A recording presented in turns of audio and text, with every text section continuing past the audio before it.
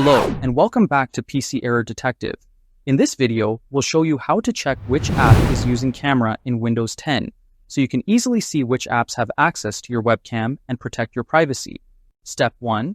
Click on the Start button located at the bottom left corner of your screen and then select Settings.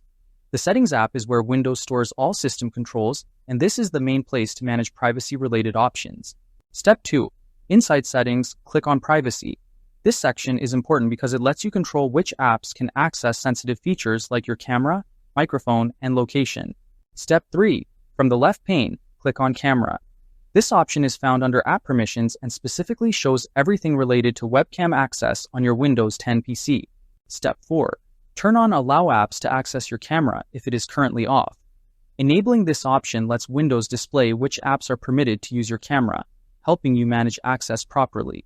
Step 5. Scroll down and check the app list shown below to see which app is using or has access to the camera.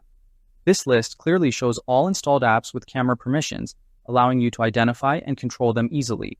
Thanks for watching, and don't forget to subscribe to PC Error Detective for more helpful Windows tutorials.